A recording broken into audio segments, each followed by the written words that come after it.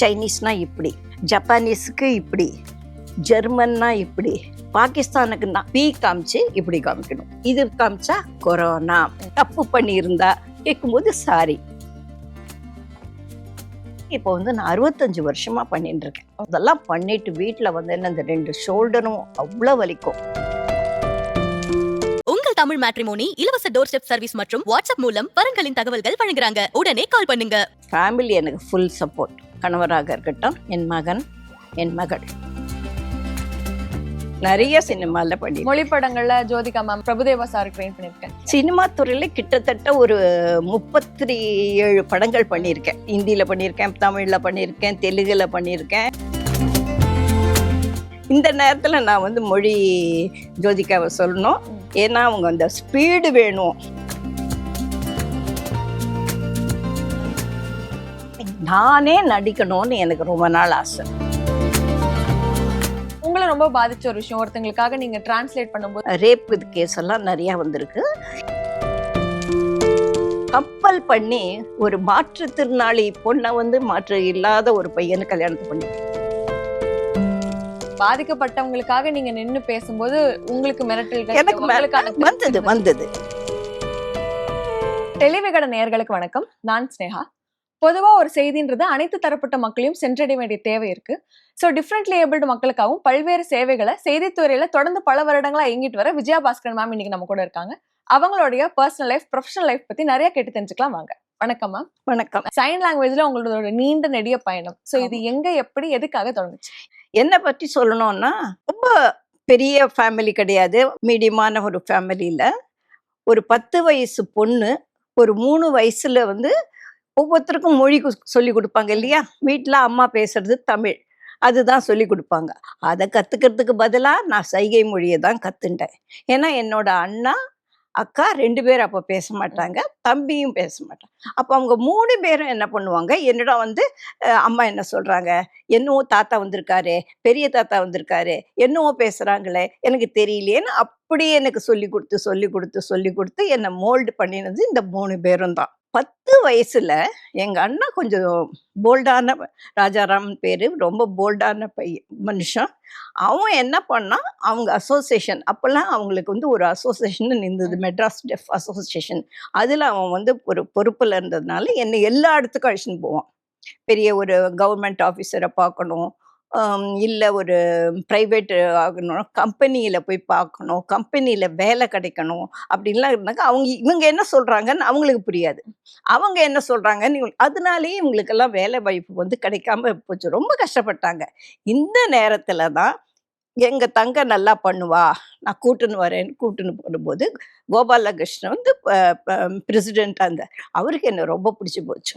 அவர் வந்து என்ன பண்ணாருன்னா, எந்த ஒரு இடம் போனாலும் அப்பெல்லாம் வந்து பிரைவேட் கம்பெனிஸ்ல வேலை கொடுக்க தயாரா இருந்தாங்க.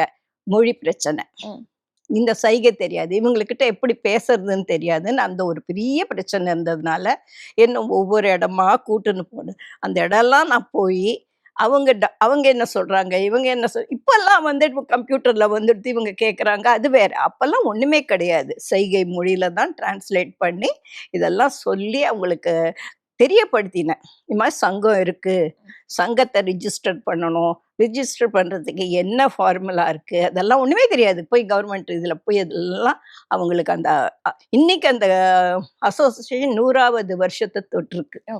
அது எனக்கு ரொம்ப சந்தோஷமா இருக்கு. தமிழ் நியூஸ் சேனல்ஸ்ல சைகை மொழியை அறிமுகப்படுத்துறது நீங்க தான் பல வருடங்களுக்கு முன்னாடி. ஸோ புதுசா ஒரு விஷயத்த அறிமுகப்படுத்துறப்போ ஆரம்பத்துல உங்களுக்கான வரவேற்பு எப்படி இருந்தது, அங்கீகாரம் எப்படி இருந்தது, மக்கள் அவங்களை எப்படி செலிப்ரேட் பண்ணாங்க, அதை பத்தி கொஞ்சம். இது எனக்கு சாதாரணமா கிடைச்சிடுது. ஒவ்வொருத்தருக்கும் வேலைங்கிறது அவ்வளவு ஈஸியா கிடைச்சிடாது. ஏன்னா அவங்களோட உழைப்பு, அவளோட நேர்மை, அவங்க செய்யற செய்கை. நான் பல இடங்கள்ல மேடையில செய்கை பண்றத வந்து அப்பதான் வந்து அந்த டிவி சேனல்னு வந்தது. தூர்தர்ஷன் தான் முதல்ல இந்த இதை ஆரம்பிச்சாங்க. ஸோ அந்த ஆரம்பிச்ச போது என்ன வந்து சேனல்ல வந்து செய்கை பண்ண கூப்பிட்டாங்க. ஸோ அங்கதான் முதல்ல என்னுடைய ஆரம்பம்ங்கிறது. டிடி சேனல்ல தான் நான் வந்து செய்கையை அப்போ எதுக்கு பண்ணினேன்னா வேலை வாய்ப்புக்கோசரம் பண்ணினேன். அப்புறம் வந்து இன்னொன்று வந்து ஒரு ஏதோ ஒரு ஃபங்க்ஷன் வச்சிருந்தாங்க. அந்த ஃபங்க்ஷனை பத்தி தெரியப்படுத்தணும் அப்படின்னு சோஷியல் வெல்ஃபேர் டிபார்ட்மெண்ட்லேருந்து எனக்கு பர்மிஷன் கொடுத்து பண்ண வச்சாங்க. அது பண்ணினேன். அதுக்கு அப்புறம் வந்து எலெக்ஷன் வந்தபோது இவர்களுக்கும் ஓட்டு உண்டு இல்லையா? இவங்களுக்கும் தெரியணும் இல்லையா? அப்போ என்ன பண்ணாங்க, இத பத்தி கொஞ்சம் பேசணும் மேடம் சொல்லிட்டு, அப்போ வந்து எலெக்ஷன் போது பண்ணியிருக்கேன். இதுதான் வந்து முதல்ல நான் ஆரம்பிச்ச செய்கை மொழி டிவில. அதுக்கப்புறம் பல இடங்கள்ல பல சேனல்கள் வந்தது. அதுக்கப்புறம் நம்ம பல இடத்துல நான் பண்றத பார்த்துட்டு நிறைய சேனல்ல என்ன கூப்பிட்டாங்க.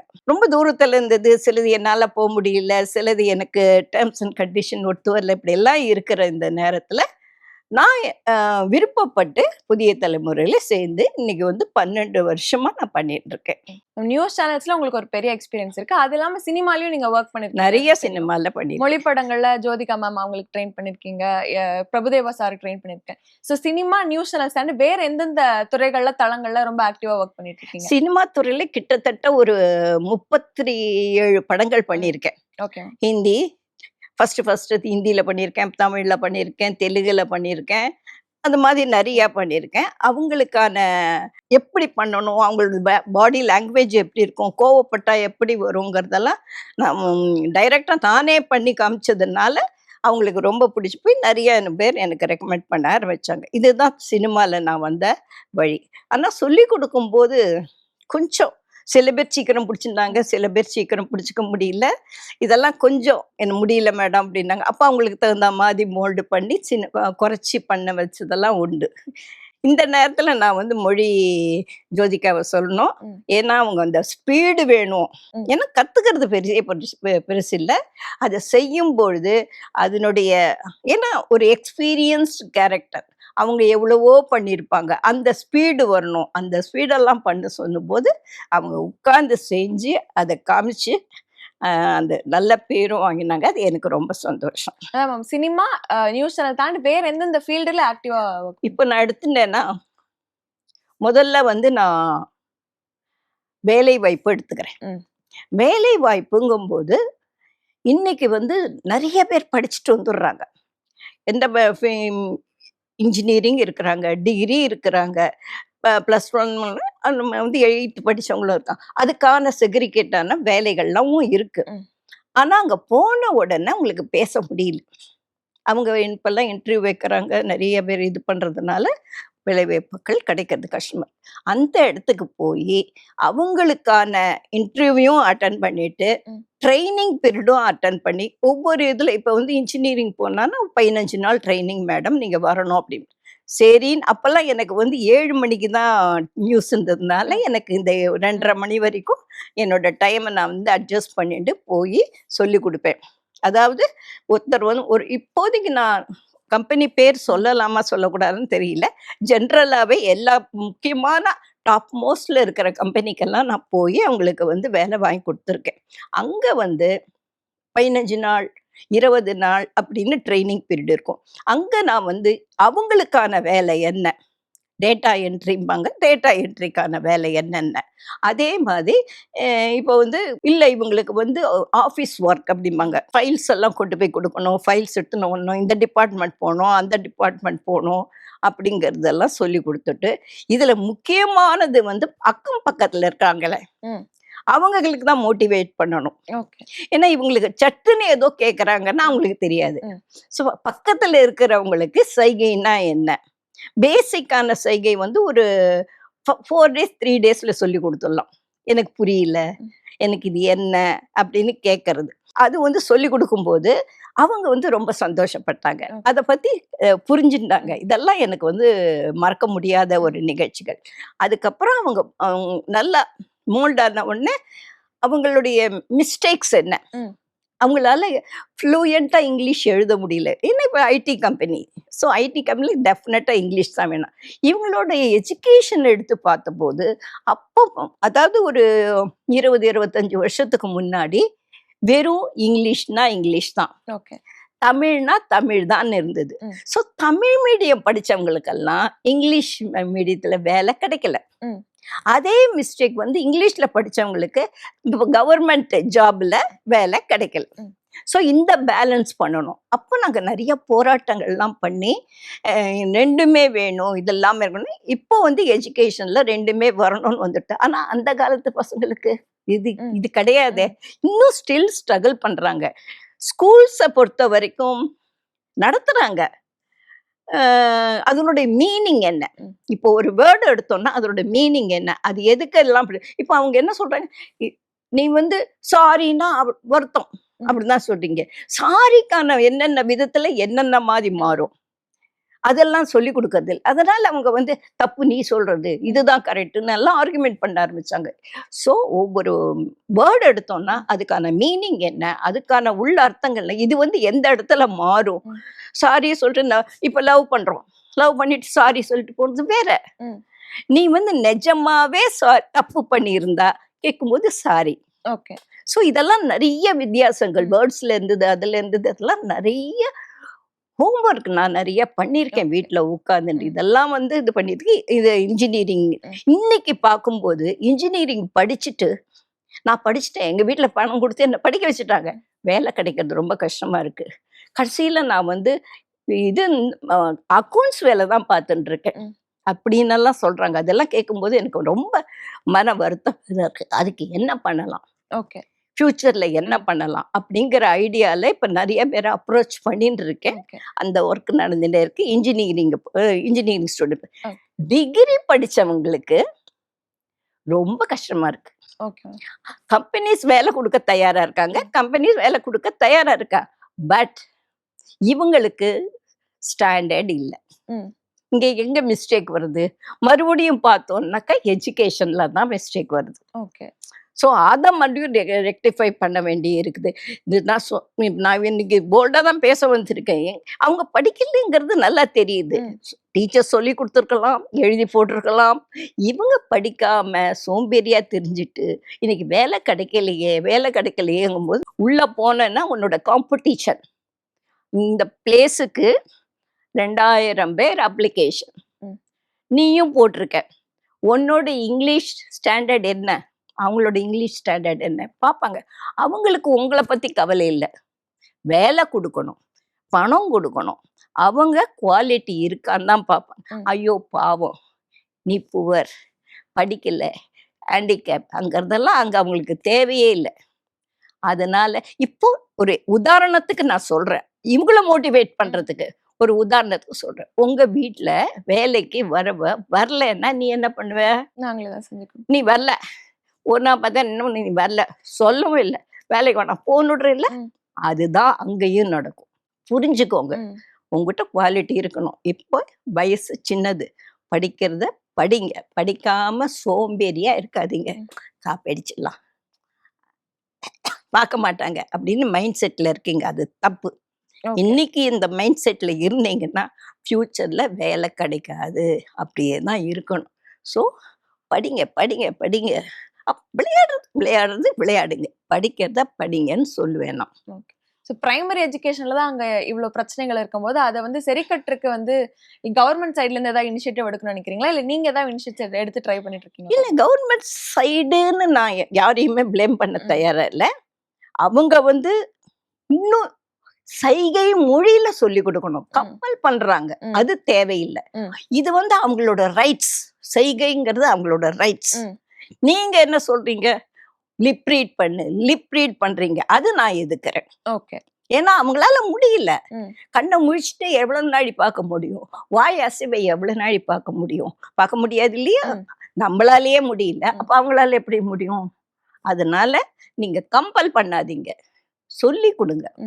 படிச்சுக்க தயாரா இருக்கிறாங்க, அந்த மீடியம் ஆஃப் இதை வந்து இடுங்க, பேசிக்லயே சொல்லி கொடுங்க. சைகை லாங்குவேஜ் இன்டர்பிரட்டர் எல்லா ஸ்கூல்லையும் இப்ப நடத்துறாங்கல்ல, எல்கேஜில இருந்து நடத்துறீங்க, அவங்களுக்கு சைகை மொழி தெரிஞ்சிருக்கணும். அவங்களுடைய சொந்த சைகை மொழி தேவையில்லை. சொந்த அவங்க ஓனா சைன் கொண்டுறாங்க, அது தப்பு. சைகை மொழிங்கிறதுக்கான சைகை தனியா இருக்கு, சிலபஸ் இருக்கு, அதை ஃபாலோ பண்ணுங்க, அதை படிச்சுட்டு வாங்க. படிச்சுட்டு வந்து நீங்க கிளாஸ் எடுங்க. அதுதான் நான் விரும்புறேன். ஓகே. உங்கள பத்தி படிக்கும்போது நீங்க கோர்ட்ஸ்ல, போலீஸ் ஸ்டேஷன் கூட இவங்களுக்கு ஒரு வாய்ஸா இருந்திருக்கீங்கன்னு படிச்சிருக்கேன். சோ அந்த மாரி உங்கள ரொம்ப பாதிச்ச ஒரு விஷயம், ஒருத்தங்களுக்காக நீங்க டிரான்ஸ்லேட் பண்ணும்போது, நீங்க ரொம்ப பர்சனலா உங்கள பாதிச்ச விஷயம், இல்ல நீங்க பண்ண ஒரு ஹெல்ப் வந்து அவங்களுக்கு லைஃப் சேஞ்சிங்கா இருந்திருக்கலாம் அந்த மொமெண்ட்ல. அந்த மாரி ஏதாவது எக்ஸ்பீரியன்ஸஸ்? நிறைய இருக்குமா. கோர்ட்டுலேருந்து எடுத்து போனா இந்த பெண்களுக்கான அந்த வன்முறை இது இருக்கு இல்லையா, ரேப் இது கேஸ் எல்லாம் நிறையா வந்திருக்கு. இப்போ முதல்ல ரேப் கேஸ் வந்து நான் ஒரு 12 வயசுல பண்ணினேன். ம். அது வந்து பண்ணும்போது அது வந்து ஹெபியஸ் கார்பஸ், அதாவது ஆழ்கொணர்வு கேஸ் அது. நான் தைரியமா தான் நான் பண்ணினேன். ஜட்ஜும் அந்த நேரத்துல வந்து ரொம்ப இது பண்ணி வேணும் அப்படின்னு சொல்லி கூப்பிட்டு என்னை வச்சு பண்ணினாங்க. நான் செஞ்சு படிச்சப்புறம் ஜட்ஜுக்கு வந்து அந்த பொண்ணுகிட்ட படிக்க தெரியுமா தமிழ்ன்னு கேட்டு அந்த பொண்ணு படிச்சு பார்த்துட்டு கரெக்டா பண்ணியிருக்காங்க, இதுல எந்த வித மாற்றமும் இல்லைன்னு சொன்ன அப்புறம் அவங்க சர்டிஃபிகேட் பண்ணாங்க. ஓகே. அது எனக்கு மறக்க முடியாது. ஏன்னா ஒரு 12 வயசு பொண்ணு பண்றா. அது வந்து செய்கை ஏத்துக்கலாமா ஏத்துக்க கூடாதான்னு ஜட்ஜுக்கு ஒரு சந்தேகம். ஆனா ரிட்டர்ன்ல வாங்கி எல்லாம் சரியாக இருந்தது, நான் சொல்வதை தான் அவர்கள் செய்தார்கள் எழுதி கொடுத்தா. அது எனக்கு பூஸ்ட் தான். ஓகே. அந்த 12 வயசுல. அதுக்கப்புறம் என்ன அசோசியேஷன்ல மோல்டு பண்ணி கொண்டு வந்தாங்க. அது மறக்க முடியாது. இப்போ வந்து ஃபேமிலி கோர்ட்டு நிறைய வந்துடுது. ஓகே. ஃபேமிலி கோர்ட்டுன்னு எடுத்துனோம்னாக்கா வீட்டுல என்ன பண்றாங்க, கம்பல் பண்ணி ஒரு மாற்றுத்திறனாளி பொண்ணை வந்து மாற்று இல்லாத ஒரு பையனு கல்யாணத்தை பண்ணி விடுறாங்க. அவருக்கு ஒத்தே போக மாட்டேங்குது. அவரோட லைஃப் ஸ்டைலு, அவர் ஃப்ரெண்ட்ஷிப், அவருக்கு இந்த சைகையும் புரியாது. வீட்டில் ப்ளஸ் மாமா புள்ள அத்தை புள்ள பண்ண அதனால பல பிரச்சனைகள் வருது. சில பிரச்சனைகள் எடுத்துட்டோம்னாக்கா, எனக்கு விருப்பம் இல்லாதவரை கல்யாணம் பண்ணி கொடுத்துட்டாங்க. எனக்கு விருப்பம் இல்லை, அவன் எப்போ போட்டு சிடுமூஞ்சியா இருக்கிறான், என்னோட பழகிறதே இல்லை, ஃபோன்லேயே எல்லாம் நிறையா பேசுகிறான், அங்கே போகிறான் இங்கே போகிறான், எனக்கு எதுவுமே சொல்கிறது, நான் வீட்டில் ஒரு வேலைக்காரிக்கு ஈக்குவலாக தான் இருக்கேன் அப்படின்னு அவங்க சொல்லும்போது அது மனசை கஷ்டம் தான் படுத்துது. அவங்க என்ன சொல்கிறாங்களோ அதை நான் டிரான்ஸ்லேட் பண்ணி சொல்லிடுவேன். அதுக்கப்புறம் கவுன்சிலிங் வைப்பாங்க. கவுன்சிலிங்லேயும் சரியாகாமல் பிரிஞ்சு போனவங்களும் இருக்கிறாங்க. அதுக்கப்புறம் அவங்க கொஞ்ச நாள் கழிச்சு வேற கல்யாணம் பண்ணிட்டு போய் குழந்தைகள் பெற்று இன்னைக்கு நல்லா இருக்கிறாங்க. அதுவும் இருக்கு. அதுதான் பெற்றோர்களுக்கு ஒண்ணு சொல்லணும்னா, கம்பல் பண்ணாதீங்க. அவங்களுக்கு அவங்க அவங்களோட என்ன, ஐயோ இவன் தான் பேசல, அவனும் பேசாம இருந்தா பொறக்கிற குழந்தை அப்படி பண்ணுவான். அப்பெல்லாம் கிடையவே கிடையாது. இப்ப எல்லாம் டெக்னாலஜி நிறைய வளர்ந்தெடுத்து இந்த அவேர்னஸ் மக்களுக்கு சேரணும் இருக்கு. ஸோ மேரேஜுக்கு முன்னாடி டெஸ்ட் பண்ணிட்டு அப்புறம் மேரேஜ் பண்ணினா டெஃப் பிறக்குமா பிறக்காதாங்கிறது சொல்றாங்க. இப்பெல்லாம் டெக்னாலஜி மாறிடுது, வயிற்றுல இருக்கும் போதே கண்டுபிடிச்சிடுறாங்க. ஸோ இதெல்லாம் நீங்க யூஸ் பண்ணிக்கணும். அதை நான் முக்கியமா உங்க எல்லாருக்கும் சொல்ல விரும்புறேன். பொதுவா வார்த்தைகளால கம்யூனிகேட் பண்ணும்போது அது தப்பா புரிஞ்சதுக்கான வாய்ப்புகள் நிறைய இருக்கு. ஆமா. சைன் லாங்குவேஜ்ல அந்த மாதிரி எதுவும் நீங்க சந்திச்சிருக்கீங்களா? நீங்க சொல்ல வந்தது ஒண்ணு, ஆனா அது மிஸ்கன்செப்ட் ஆயிருக்கா எங்கேயாவது? அல்ல, அந்த மாதிரியானது இல்லை. ஏன்னா இவங்களுக்கு ஃபுல் சென்டென்ஸ் சைகையிலே கிடையாது, வேர்ட்ஸ் தான் முன்னாடி வரும். ஓகே. நீ அந்த கொலையை பாத்தியா, அதாவது சைகை பண்ணும்போது என்ன, கொலையை நீ பாத்தியா, உண்மையை சொல்லு, பொய் சொல்லக்கூடாது. நிறைய வேர்ட்ஸ் புரிஞ்சு கொள்ள முடியாத ஒரு இதுல இருக்கு. இப்ப நீங்க ரொம்ப பல இயர்ஸா எக்ஸ்பீரியன்ஸ் இருக்கு உங்களுக்கு இந்த ஃபீல்ட், சைன் லாங்குவேஜ். ஆனா இன்னைக்கும் இந்த ஒரு விஷயம் எனக்கு சேலஞ்சா இருக்கு, இல்ல இது இன்னைக்குமே இது ஒரு பெரிய டிஃபிகல்ட்டியா இருக்குன்னு ஏதாவது இருக்கா? இருந்ததுமா. இந்த கொரோனா டயத்துல யாருமே அப்போ இந்த கொரோனாக்கான சைகையை கொண்டு வரல. ஓகே. இல்ல அதையும் கேட்கணும்னு நினைச்சேன். புது புது வார்த்தைகள் இன்ட்ரோடியூஸ் ஆயிட்டே இருக்கு. புயல்னா அதுக்கு ஒரு டேர்ம் வைக்கிறாங்க, ஒரு வைரஸ்க்கு ஒரு அதுதான் அது மாதிரி புது புது டேர்ம்ஸ் இன்ட்ரோடியூஸ் பண்ணும்போது அது சைன் லாங்குவேஜ்ல எப்படி? நான் இன்னும் மாணவி தான், அவங்க கிட்ட இருந்து கத்துக்கிட்டு தான் இருக்கேன். இப்போ கொரோனா வந்த உடனே என்னடா பண்றதுன்னு இப்போ ஸ்பெல்லிங்ல பண்ணிட்டு இருந்தேன். உடனே எனக்கு என் பிரதரும் சிஸ்டரும் இருக்கிறதுனால உடனே எனக்கு அடுத்த நிமிஷமே அந்த சைகையை சொல்லிடுறாங்க. கொரோனானா அந்த புள்ளி நீட்டமா வருது, அது இது காமிச்சா கொரோனா அப்படின்னு வந்துடுது. அப்பெல்லாம் அந்த காலத்துல சைனானா அந்த கண் அப்படி காமிப்போம், ஜப்பான்னா மூக்கு சப்பம்போம். இப்போ மாறிடுச்சு. நான் அதை தான் பண்ணிட்டு இருந்தேன். உடனே இப்போ என் பிரதர் எனக்கு ஃபோன் பண்ணி இது பண்ணாத, இப்போ லேட்டஸ்ட் மாறிடுச்சு, சைனீஸ்னா இப்படி, ஜப்பானீஸுக்கு இப்படி, ஜெர்மன்னா இப்படி, பாகிஸ்தானுக்கு நான் முதல்ல பாகிஸ்தான் இந்த இது வச்சுட்டு இருப்பாங்க. அந்த டர்பன் போட்டு அந்த இது இருக்கும் இல்லையா, அந்த அது இப்ப கிடையாது. பீ காமிச்சு இப்படி காமிக்கணும். ம். எனக்கு பிரதர்ஸ் இருக்கிறதுனால எனக்கு ப்ளஸ் பாயிண்ட். என் சிஸ்டர் 2 பேரும் எனக்கு பண்றாங்க. இதோட நான் வந்து டெஃபோட நிறைய பழகுறேன், ஓகே. நிறைய பேசினேன். அதெல்லாம் வந்து அவங்க எனக்கு புது புது புது இப்போ லேட்டஸ்டா என்ன வந்துட்டு இது பழசு, இது வேண்டாம்னு சொல்றாங்க. பழசை நான் விடுறது கிடையாது. இப்போ நான் கிராமத்துக்கு போறேன். கிராமத்துக்கு போனா இந்த பழசு தான் அவங்களுக்கு தெரியும். ம். சிட்டில இருக்கிறவங்களுக்கு தெரியும், ம். பட் கிராமத்துல இருக்கிறவங்களுக்கு தெரியாது. ஸோ அந்த கிராமத்துல இருக்கிறவங்களுக்கு போகும்போது இதை தான் நான் யூஸ் பண்ணுவேன். ஓகே. சிட்டில இருக்கும்போது இந்த சைகை லாங்குவேஜ் நான் யூஸ் ஓகே. பண்ணுவேன். நியூஸ் ரீடிங்னு பார்க்கும்போது இப்போ சேனல்ஸ்ல வந்து நியூஸ் ரீடர் ஷிஃப்ட் பேசிஸ்ல பண்ணுவாங்க, மாறிக்கிட்டே இருப்பாங்க. ஆனா வந்து டிஃப்ரெண்ட்லி ஏபிள்டுக்காக தொடர்ந்து நீங்க மட்டுமே பண்ணிட்டு வரீங்க. வேற யாரும் அந்த இனிஷியேட்டிவ் எடுக்கலையா, இல்ல வேற யாரும் இந்த ஃபீல்டுக்குள்ள வரலையா? அதுக்கான அவேர்னஸ் போதுமானதா இருக்கா? இல்ல அது வந்து நான் ஒத்துக்கிறேன், அவேர்னஸ் இருக்கு. ம். இப்போ 2-3 பேர் இருக்கிறாங்க. நான் வந்து 3 பேரை வந்து 3 சேனல்ல சேர்த்து விட்டுருக்கேன். ம். அங்க இருக்க பாலிசி ப்ராப்ளம், அதனால அவங்களெல்லாம் எடுக்கிறத வந்து எடுத்துருக்காங்க. ஸோ இதிலும் இருக்குது. தொடர்ந்து நான் இருக்கிறேன்னு எங்க சேனல் எனக்கு ஃபுல் சப்போர்ட் பண்றாங்க. ஓகே. இதனுடைய இன்புட் அவுட்புட் 2மே நல்லா இருக்குது. ஓகே. நிறைய பேர் கேட்குறாங்க. இது வந்து என்னோட போகக்கூடாதுன்னு நான் ரொம்ப விரும்புறேன். நிறைய பேர் வரணும், நிறைய இடத்துல வரணுங்கிறதையும் என்னுடைய இது. சேனல்ல சில டைம் பண்ணிட்டே இருக்கும்போது லாங்குவேஜ் மாறும். ம். இப்போ வந்து நான் வந்து பண்றது வந்து ஆன்லைன் உடனே பண்ணணும். ம். அப்படி பண்ணும்போது தெலுங்குல பேசுவாங்க, தமிழ்ல பேசுறது ஓகே, தெலுங்குல பண்ணுவாங்க, இங்கிலீஷ்ல வரும், ஹிந்தியில வரும், மலையாளத்துல வரும். இந்த பாஷையெல்லாம் நான் கொஞ்சம் கவர் பண்ணிடுவேன். எனக்கு ஓரளவுக்கு பேசிக்கா இதெல்லாம் தெரிஞ்சதுனால பண்ணிடுவேன். சில பேர் வரும்போது மொழி பிரச்சனை, ம். அதனால பயப்படுறாங்க. ம். இதுவும் இருக்கு. என்டர்டெயின்மெண்ட் செக்ஷனுக்கு அட் ப்ரெசன்ட் எல்லா விதமான சலுகைகளும் இருக்கு. ஓகே. இப்ப டெஃபட்டம் வந்து இன்னைக்கு வந்து கிரிக்கெட் மேட்ச் ஆடுறாங்க, ஓகே. நீங்களே ம். ம். பார்த்துருப்பீங்க. அது வந்து டெலிகாஸ்டும் சைன் லாங்குவேஜ்ல வருது. ஓகே. ஸோ அது பண்றாங்க. ஆனா ஒரே டென்னிஸ் மட்டும் இது மட்டும் பண்ணக்கூடாது. ம். டென்னிஸ் பண்ணணும், ம். ஃபுட்பால் ம். பண்ணணும். ஸோ எல்லா இடத்துக்கும் பரவணும். அதுல எனக்கு வந்து மாற்று கருத்து இல்லை. நீங்க ம். சொன்னதை நான் ஒத்துக்கிறேன். இப்போ கிரிக்கெட் வந்து ரொம்ப ஸ்டெபர்னா என்னோட பெஸ்ட் ஃப்ரெண்ட் ஃப்ரம் ஹைதராபாத், ம். அவங்க எடுத்துட்டு பண்றாங்க. பால் பை பால் டிஸ்கிரிப்ஷன், ஒரு பால் போட்டான், 4 போச்சு, 6 போச்சு, இதெல்லாம் பண்ணும்போது எனக்கு அந்த இடத்துல நான் இல்லையேன்னு நான் ரொம்ப வருத்தப்படுவேன். ஆனா என்னோட சேனல்ல வந்து கிரிக்கெட் மேட்ச் நடக்கும்போது என்னை போட்டுடுவாங்க, நான் பண்ணிவிடுவேன். அதனால எனக்கு ரொம்ப இதே வந்து கடவுள் பத்தியான இதெல்லாம் நிறைய வருது. ஓகே. கடவுளை பத்தியான இது இந்த தீபாவளி இருக்கட்டும், பொங்கல் இருக்கட்டும், இல்ல வந்து இப்ப நம்ம தீபத்தை பத்தின ம். ஒரு 1 மணி நேரம் 2 மணி நேரம் போடுறாங்க. அந்த நேரத்துல வந்து அவங்க பாட்டு கதை நல்லா சொல்றாங்க. ம். ஏன் தீபம் வந்தது, எப்படி அர்த்தநாதீஸ்வரர், அதெல்லாம் வந்து இந்த வயசுல முதியவர்கள் இந்த டெஃபண்டம் இருக்காங்க இல்லையா, அவங்க பாட்டுக்கு இப்படி இப்படி இப்படி இப்படி பேசுறாங்க. என்ன பேசுறாங்கன்னு புரியல. ஏன் உன்னை போட மாட்டேங்கிறாங்க, ம். அங்க உன்னை போட சொல்லு, ம். நீ பண்ணு, ம். நாங்க பார்ப்போம் இல்லையா, புரிஞ்சுப்போம் இல்லையா. நான் அவங்க கேட்கும்போது அது மனசை வந்து நிரண்டின்னு தான் இருக்கு. இதை நான் எங்க கொண்டு போய் சொல்லணும், எங்க சரியா சேர்க்கணும்னு எனக்கு தெரியல. இன்னைக்கு இந்த வாய்ப்பு கொடுத்தவங்களுக்கு நான் வந்து நிஜமாவே நன்றியை சொல்றேன். ஏன்னா அதுவும் வரணும், ம். அதுவும் புரிஞ்சுக்கணும் அவங்க. ம். ஏன்னா வயசுல உட்காந்து வீட்லயே உட்காந்துட்டு இருக்கேன், எனக்கு ஒன்றும் புரியல அப்படிங்களா. அடுத்தது வந்து இந்த நிறைய ராமாயணம் போடுறாங்க, மகாபாரதம் போடுறாங்க, ஸோ கிறிஸ்டியானிட்டியில போடுறாங்க, எதுவா இருக்கலாம். எந்த லாங்குவேஜும் எங்களுக்கு வந்து சைகை மொழி கிடையவே கிடையாது. ம். நாங்க பண்ண தயாரா இருக்கோம். எங்களை எடுத்து நீங்க பண்ணுங்க, ஓகே. அவங்களுக்கும் புரியணும். ம். அங்கதான் என்னோட ஆதங்கம். சைன் லாங்குவேஜ்ல திருக்குறள்ல ஒர்க் பண்ணிருக்கீங்கன்னு கேள்விப்பட்டோம், அதை பத்தி சொல்லுங்க. ரொம்ப சரியான கேள்வி கேட்டிருக்கீங்க.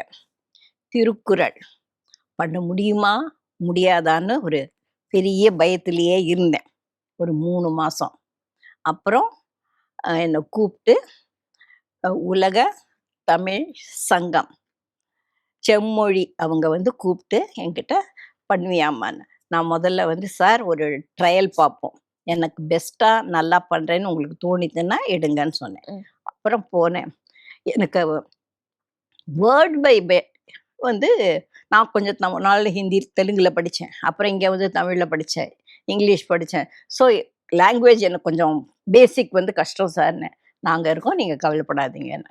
ஸோ அந்த பிரமாதமாக பண்ணி முடிச்சிருக்கேன். அது ரொம்ப நல்லா வந்திருக்கு. போய் பார்த்தேன், நல்லா வந்திருக்கு. இது வந்து உலகம் எங்கும் போய் எல்லாரும் பார்த்து புரிஞ்சுக்கணும். திருக்குறள் வந்து 2 லைன் தான். ம். உள்ள வந்து மீனிங் நெறைய இருக்கு. ம். நீங்க எல்லாரும் புரிஞ்சுக்கணுங்கிறது என்னோட ஆசை. முன்னாடியே சொன்ன மாதிரி வெரி எங்கேஜ்லயே வந்து நீங்க இந்த இண்டஸ்ட்ரிக்குள்ள வந்துட்டீங்க. ஆனா அது தாண்டி உங்களுக்குன்னு பர்சனல் ஆம்பிஷன்ஸ் இல்ல இதுக்கப்புறம் நான் இந்த இதுல இதெல்லாம் கொண்டு வரணும்னு அந்த மாதிரி ஏதாவது லட்சியங்கள் இருக்கா? நான் நெறைய நினைக்கிறேன். ம். ஏன்னா சினிமால பண்றேன், சீரியல்ல பண்றேன். இன்னொருத்தரை வந்து அம்மாவா நடிக்க வைக்கிறாங்க, அக்காவா நடிக்க வைக்கிறாங்க, தங்கச்சியா நடிக்க வைக்கிறாங்க. அவங்களுக்கு சொல்லிக் குடுத்து அவங்க பண்ணணும். நானே நடிக்கணும்னு எனக்கு ரொம்ப நாள் ஆசை. ஓகே. அவ்வளோ அழகா பண்ணும்போது ஏன் நம்ம பண்ணக்கூடாது? ம். உங்க சேனல்லயே நெறைய சீரியல்லாம் பண்றதா ம். கேள்விப்பட்டேன். ஸோ அந்த மாதிரி இருக்கும்போது, அந்த கேரக்டருக்கு ஏன் என்ன எடுக்க மாட்டேங்கிறீங்க? நானே பண்றேனே! நான் தான் ரெடியா இருக்கேனே! நான் பண்ணி குடுக்குறேன். எனக்கு அதுல ஒரு சான்ஸ் குடுத்து என்ன வந்து அத தூக்கி விட்டீங்கன்னா ரொம்ப நன்னா இருக்கும். அத நீங்க செய்யுங்கன்னு தான் நான் எல்லாரையும் கேட்டுட்டு இருக்கேன். சைன் லாங்குவேஜ் பொறுத்த வரைக்கும் கான்சென்ட்ரேஷன் ரொம்ப தேவை. நீங்க வந்து அதை உன்னிப்பா கவனிக்கும் போது அவங்களால டிரான்ஸ்லேட் பண்ண முடியும்ன்ற ஒரு இது இருக்கு. அந்த மாதிரி ஒரு பர்சனலி ரொம்ப கஷ்டமான காலகட்டங்களையும் நீங்க வந்து வேற வழி இல்லாம அதை பண்ண வேண்டியதா இருந்திருக்கும். அந்த மாதிரி உங்களுக்கு ரொம்ப தவிர்க்க முடியாத இடங்கள்லயும் நீங்க இது பண்ணிருக்கீங்களா? ஆமா.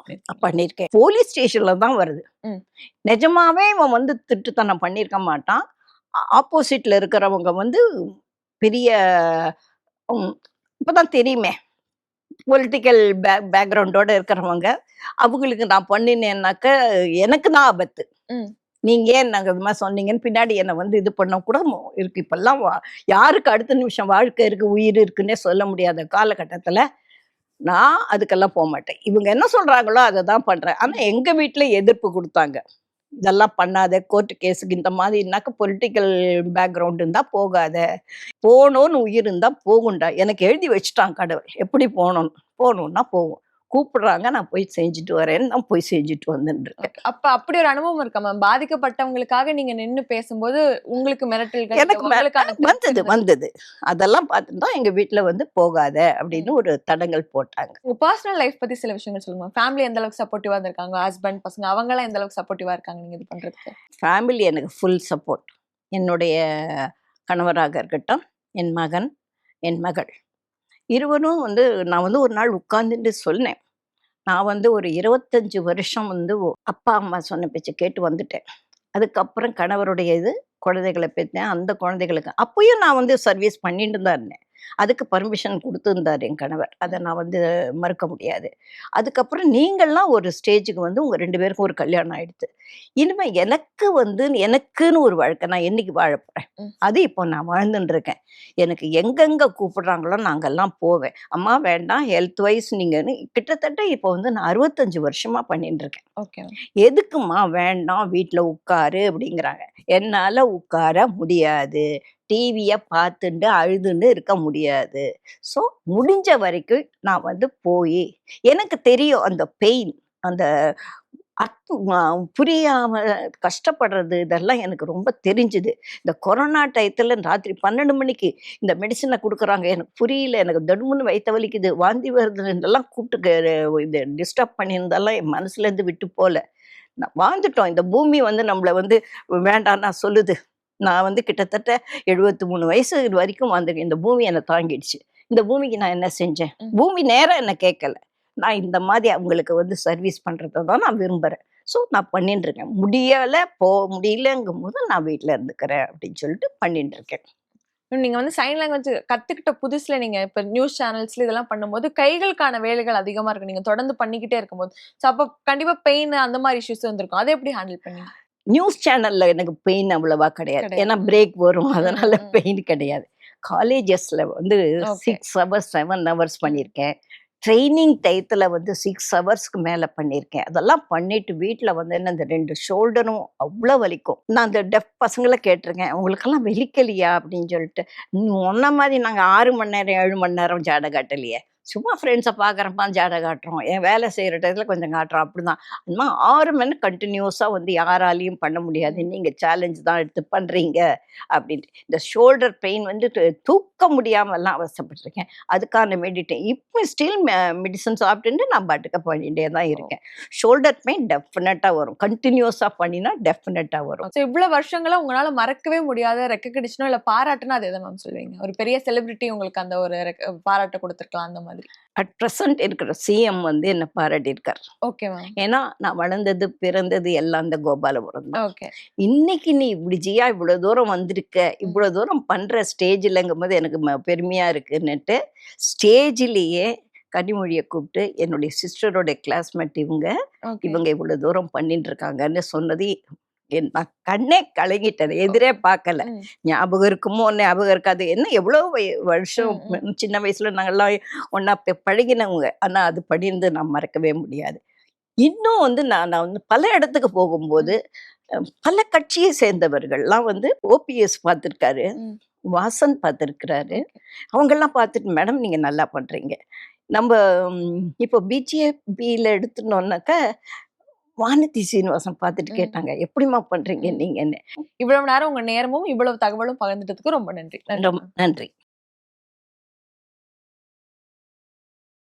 மகன் அல்லது மகளுக்கு வரன் பாக்குறீங்களா? ரொம்ப பிரைவசியா வரன் அமைத்து தர இலவச டோர் ஸ்டெப் சர்வீஸ், வாட்ஸ்அப் வசதி என பல புதிய சேவைகளை வழங்க காத்திருக்கிறது உங்கள் தமிழ் மேட்ரிமோனி. இன்றே தொடர்பு கொள்ளுங்கள்.